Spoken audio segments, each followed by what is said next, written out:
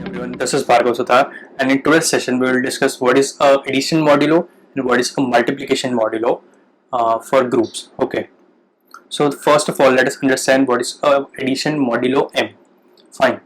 So it is written as like this: this a plus subscript m b. Okay, or this a plus b mod n.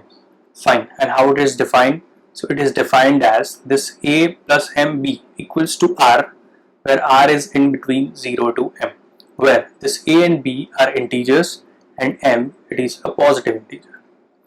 Now r is a least non-negative remainder when the ordinary sum of a and b it is divided by m. So let us discuss example. So how to calculate? So for example, if we want to find this 14 plus 6 and 8, so what we'll do, so we'll add this 14 and 8. So first step is 14 plus 8, so that is 22, percentage 6. So if we divide 22 by 6, so then the remainder it will be 4. So 14 modulo of 6, 8 equals to what? 4. Fine. Now in same manner, if we want to find this 9 plus 5, 3. So what we'll do, 9 plus 3, so that is 12, percentage or modulo 5, so that is 5. Now 12 divided by 5, so if we take 12 divided by 5, so the remainder will be 2, so the answer is 2. So this is how you can find the addition modulo m. Okay, now suppose we have the negative number, so minus 23 plus 3 and 3, so the same procedure. So minus 23 plus 3, so that is minus 20, so minus 20, right? Now minus 20 by 3, so the remainder will be what? So that means minus 3 star 7, so that is 21, minus 21 and plus 1, so remainder is 1. So this is how you can find the remainder for negative numbers, or this is how you can find the addition modulo. Okay, now what is the multiplication modulo? The same procedure. So it is written as what? This a star or cross pm. Okay, it is defined as a star p equals to r, same procedure. R is in between 0 to p, where a and b are integers and m is positive integer, or here p is a positive integer. Now r is it is the least non-negative remainder when the ordinary product of a and b it is divided by p. Okay, so there is a correction, it is divided by p. For example, 8 cross 5 3, or 8 multiplication modulo 5 3, so the answer will be 4. How? So 8 into 3, so that is 24. Now if we divide 24 by 5, so that means the remainder is 4, so it is 4. Now 4 multiplication modulo 7 2, so 4 into 2, that is 8. Now if we divide 8 by 7, so remainder is 1. So this is how you can find the multiplication modulo. Okay, now let us discuss example. So let g equals to 0 to 5, then prove that this g plus 6 it is an abelian group. Now plus 6, so that means addition modulo 6. So first what we'll do, we need to find the whole the table. Okay, the whole multiplication table, so or multiplication modulo table. So plus 6, we have elements from 0 to 5, so in column it will be 0 to 5 and in row it will be 0 to 5. Now how to calculate? So see, 0 plus 6 0, so 0 plus 0, that is 0, and if we divide 0 by 6, so the remainder is 0. Now 0 plus 1, so 1 divided by 6, so 1. So for this row it will be same. Now consider what? This 1 plus 4, 5. Now 1 plus 5, that is 6, and 6 divided by 6, so remainder is 0, so it will be 0. Now in same manner, up to what? Up to 6, all the entries will be same. Now here consider this 2 plus 4, so 0. Now see, 2 plus 5, so 7, and 7 divided by 6, so remainder is 1, so here it will be 1. Now in same manner, 3 plus 0, 3, so it will be 3, it will be 4, it will be 5, here it will be 0. Why? Because 3 plus 3 6, so remainder is 0, then 1, then 2. So this is how you can calculate the modulo table, addition modulo table. Now we want to find, or we want to check it is an abelian group. So for abelian group, we all know that what are the properties. So that is what? The closure property, associative property, then existence of identity, existence of inverse, and the commutativity. Okay. So first let us discuss closure property. So as you can see that in table, each and every element belongs to the given set, that is G. So it is an abelian group. It is very obvious. So all the entries in the composition table are elements of the set G. So it is closed under what? The addition modulo 6. So it is closed with respect to the addition modulo 6. Okay. Now associativity. So for associativity, for every ABC belongs to G, this A plus 6, B plus 6, C equals to, if we change the brackets. So how to do that? So it is true. For example, if we take A equals to 1, B equals to 2 and C equals to 3, then this 1 plus 6, we are just writing instead of A, B, C. So it will be like this. Now what? See, 2 plus 3, 6. So 5 by 6. So it will be 5. Now 1 plus 5 divided by 6. So left hand side will be 0. Now in same manner, 2 plus 1. So that is 3. And 3 modulo 6. So that is what? 3. Now 3 plus 3, 6. And 6 divided by 6, 0. So both the entries will be 0. Okay. Now existence of identity. So here 0, it is the identity element as. For any element in the G, we can see that this 0 plus 6 A equals to A. So as you can see that from the table, it is the identity element, because the element itself plus what? 0, it will be the same element. So as you can see that it is 0. Now for 1, where is 1? So 1 plus 0 is 1. Now for 2, where is 2? So this column, consider this column. We are getting the same elements here. So it is what? This 0. It is the identity element, right? Now what? Yes. So it is the identity element. Now for existence of inverse. So existence of inverse.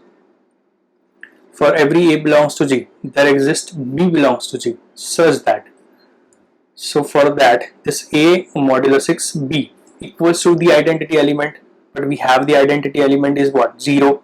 So we need to find B such that the element plus modulo 6 or modulus addition modulo 6 and one element, so that is the inverse element, and we'll get the identity element. So consider the table itself. Okay, from the table we'll get the answer. So that means what? Suppose we have 1. Now 1 plus some element equals to 0. So we have 1 and the answer is 0. So that means what? Here we have 1 plus 5 is 0. So that means 1's inverse is 5. Now 0's inverse is 0. Now here 2's inverse is what? 4, because we have here 0. Now 3's inverse is 3. 4's inverse is 2. And 5's inverse is 1. So they are the inverse elements. Okay, so each and every element got the inverse. Yeah, it is the same thing we have discussed. Fine. So inverse exists. Now the last one, commutative property. So it is commutative as the corresponding rows and columns are identical. Okay, so there is no need to worry about it. So it is commutative. So hence all the 5 axioms are satisfied. So hence this G plus 6. So that means addition modulo 6. It is an abelian group. Okay.